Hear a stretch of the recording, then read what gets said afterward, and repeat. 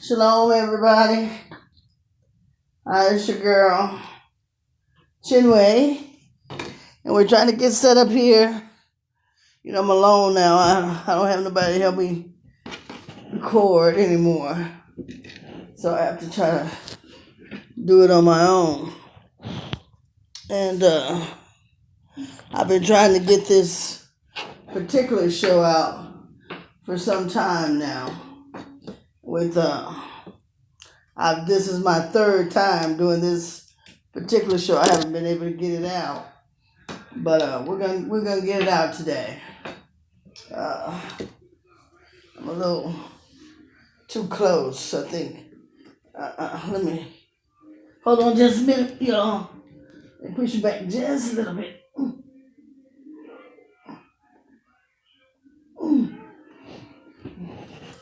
Is that better? Okay, I think that's a little better. So, the thing that I want to talk about first, I want to say a prayer to the Most High God, the Holy One of Israel. What fell? Something fall? I hope not. The Holy One of Israel.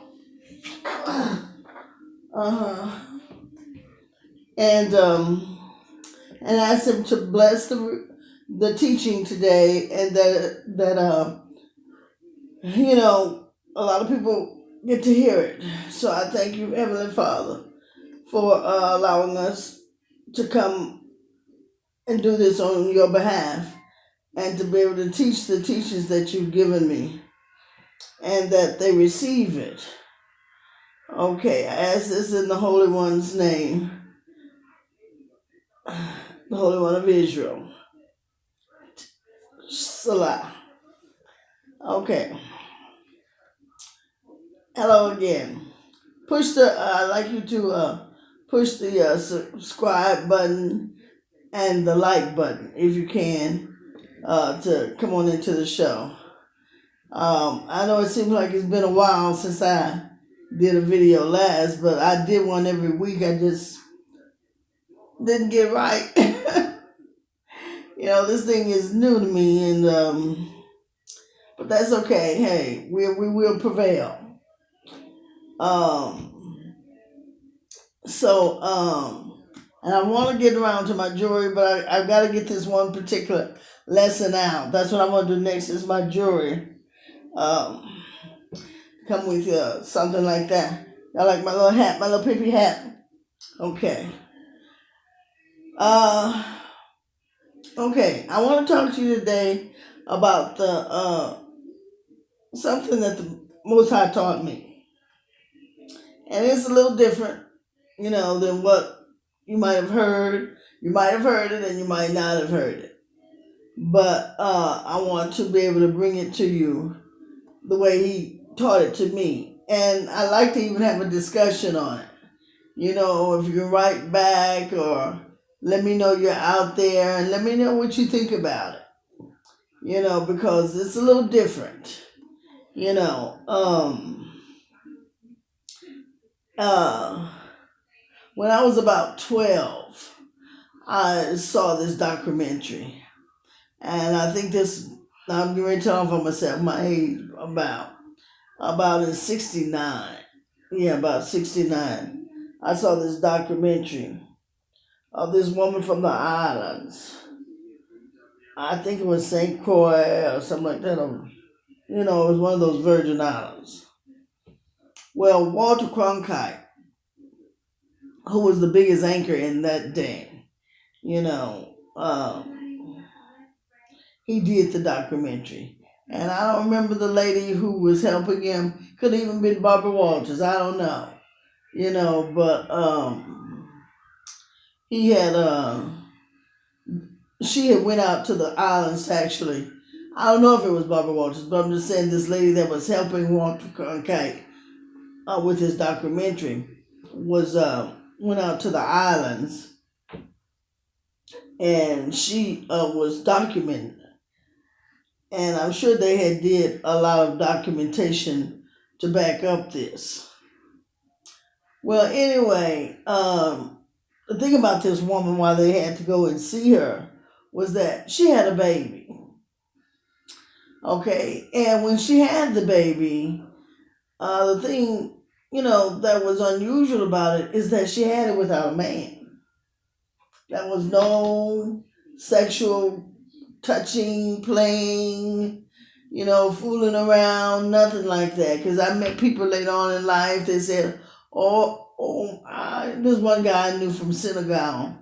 He told me that he was playing around with his cousin or something like that, and he didn't penetrate her, but she got pregnant, and she told her mom and them that she had not had sex, but yet because they were playing around, she got pregnant, and the sperm went up and impregnated her. So he had to go and later on open her up. This was not that case, and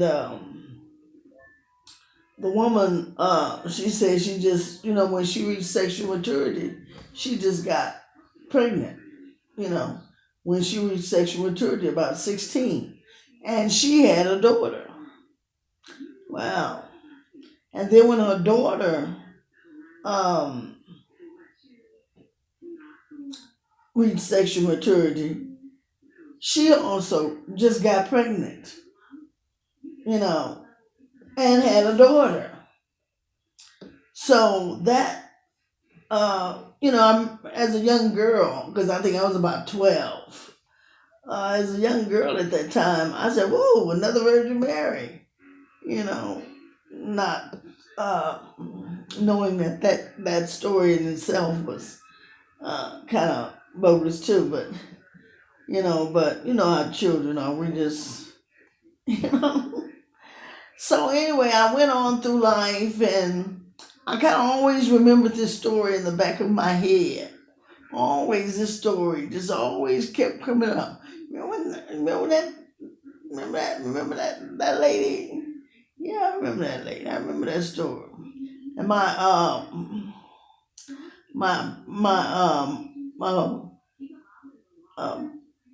brother at the time, I asked him, did he even remember it? He didn't, and he was the only one standing there with me, and he didn't even remember the story.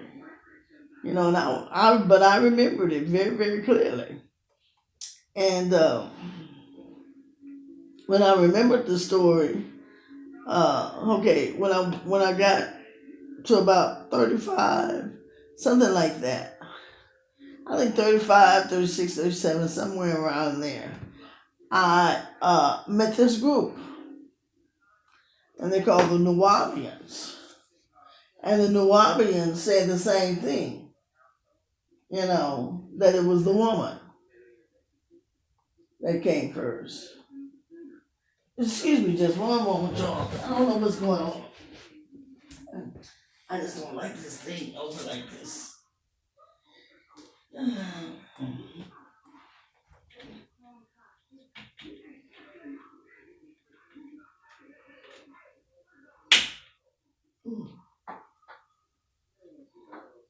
I'm gonna have to do this window again.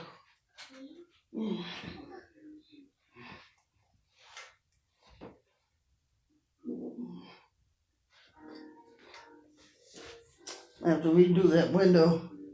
But anyway, so I met this group called the Nuwabians. Hopefully I can maybe edit that out. I don't know. So y'all bear with me, please. I met this group called the Nuwabians, and the Nuwabians said the same thing. They didn't. They said, well, they didn't say it exactly like I saw it, but they said that it was the woman who came first, not the man.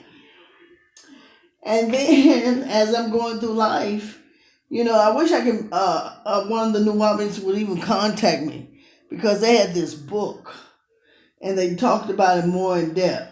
But they said that she had a gland called the Duradam gland, and this Duradam gland, when she reached sexual maturity, she just got pregnant.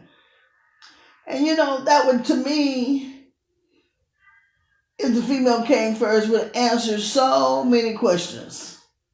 it would answer so many questions, because, I mean, when Cain killed Abel and he went out um, to the world, when God put him out when the Most High put him out the garden, and he said, they'll kill me. Who was he talking about? They who?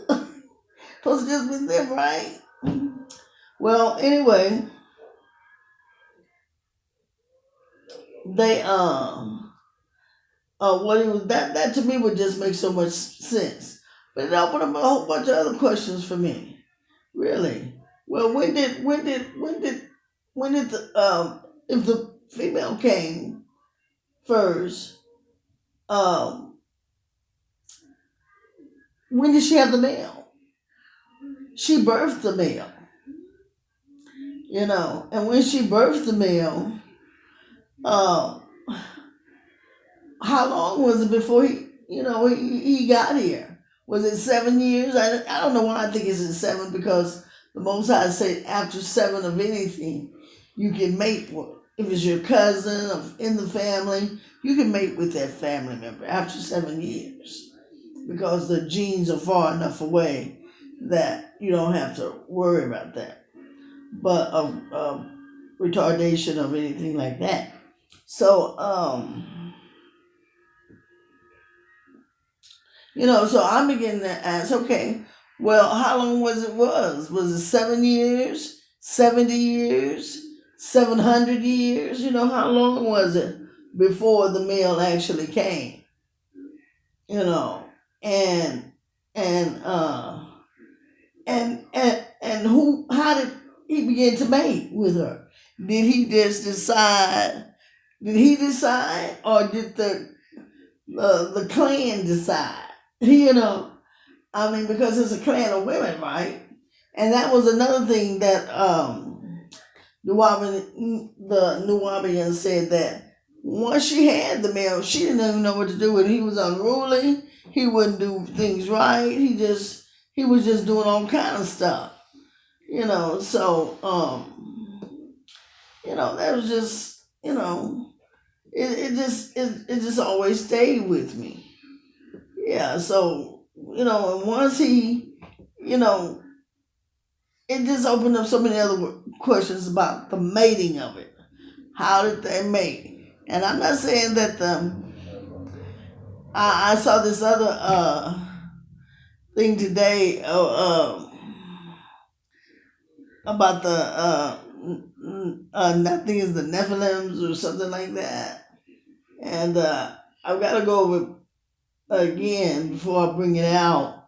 But they were saying even the story of God putting him to sleep was even factual, really. So, but it came as they were given the story that they were trying to make the man. They were trying to make him more like them. And stuff like that. So I've got to really get more into that, and I'll bring that to you on a later date. But this is what the Most High taught me personally, and so and the thing that I mean, when they had the first baby, did she have pain? Did she have pain at that time? Did she enjoy sex with him? Because remember now, she just got pregnant, and because she just got pregnant, nobody was there to open up her hymen. So was it painful for her to have a baby? I mean, without a man. I mean, and then once she began to have intercourse with this man, how was it? Did she like it? Did she not like it? I mean, did she think it was something foul? I mean, did she think it was something wonderful? I mean, how did it go?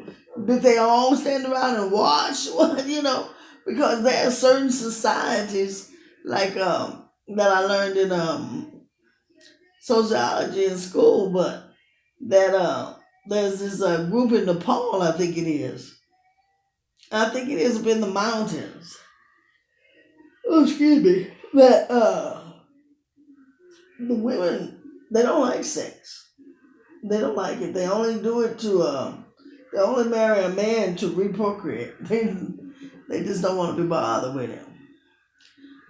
So I mean, we cannot just assume that because in America it's enjoyed somewhat, um, that it was enjoyable the first time, because that puts a whole. Did he get to choose? Did he get to? How did he do it? Did he get to court her? Was standards made? Did he court her and they fell in love? Like we always want to think here, and that's another thing in other cultures that I've found. Love may not even be in the equation, because it's more about duty. This is my job, And some women, when their parents come tell them, well, you're gonna marry this guy right here, they may get up and run away. They have to stand at the tent to make sure she don't run away before the wedding day, because she don't want to get married, because there's a lot of burden on her, So,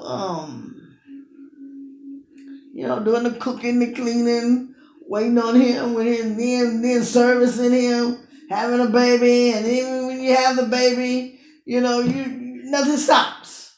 You don't get a reprieve. You just work, work, work. So a lot of women don't. In other societies, they may, and a lot of these girls will run away.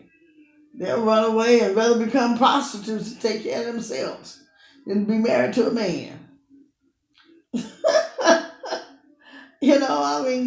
Societies are different. We think of things as one way here, but in other societies, they're different. Like in Nepal, I think it's Nepal, is the Andes Mountains. It's around there somewhere. The women, when they get married that night, and their husband get up and go to work the next day, where he knows whether he's divorced or not. When he comes home, is if his suitcase is outside. If it's outside, you divorce. It's over with, boo. She just can't take it no more. One time, that's it. And in America, we would think that's terrible. Why she don't like it? You know, that just shows the difference in cultures. Everybody when you look at these people coming in to America and all this stuff, they're not like we are. They're like back in your grandmother's time. And I kind of grew up in that time too, where you were more, you weren't as promiscuous. And but then as time went on, women began. When I was in my early 20s and 30s, women began to get more promiscuous. Hey, free love. Hey, you feel good, you just do it. That ain't cool. That's not cool with the Most High. He don't like that. He like the reserve. He like you to be reserved because he's there when you're having sex. It's a holy thing that you're doing. And so we have to put restrictions on it. Mm-hmm. And that's why I tell people you have to be very careful about going into having sex with different partners or with different people, because it's a holy thing that you're doing. And that's why the Most High has put so much restrictions on it. And it's one of the hardest things to break and to stop once you start doing something bad. Like there's different sex acts. If you get into different sex acts, is those are spirits that attack you, and it's very difficult to get out of. So anyway, um, I'm just saying what back to this conversation. So what do y'all think about that? I mean, what I've said, about the woman coming first. And but think about it. Let's think about it also on this level. Would the Most High make something and not use it? He made a vortex in the woman. The woman is the only one who have it. So it doesn't make sense for the male to come first. It just doesn't, because how if he comes first, how else is anybody else gonna get here? Huh? How else is anyone else gonna get here? Because he doesn't have a vortex. Well, they say they put him to sleep and took her from his rib, and then they reprocreated. Well, it could have been true too. I don't know. I wasn't there. At least I don't think I was. So, it just makes you wonder, you know, what's going on. So, you know, hmm.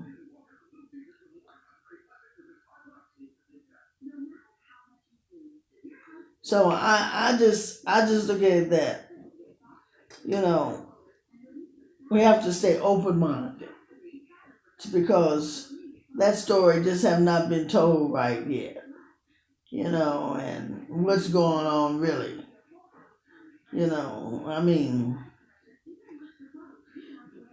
and I don't think we're going to really know the whole truth until the Most High returns.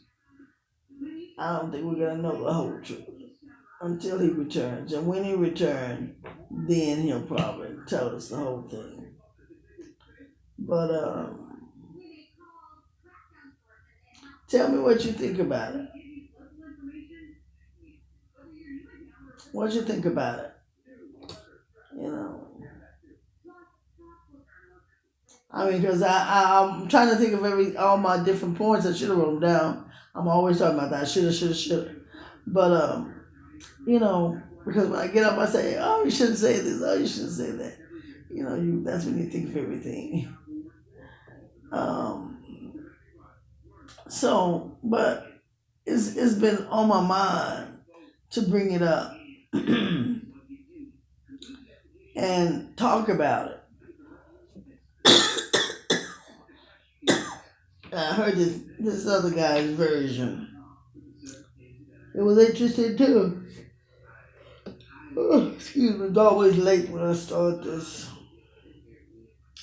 Either early in the morning or, you know. But anyway, let me know what you think. Let me know what you think. I love to have a discussion with it, because this is a very deep subject and a very mature subject. So I'm gonna put it where I don't know if I want to. I want teenagers to see it, but children no. I mean, I don't know.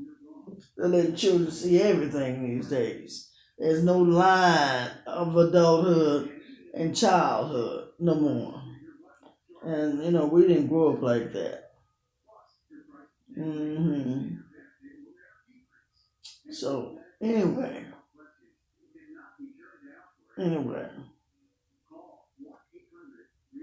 mm. Take care, and I say shalom, and I'll see you again next time.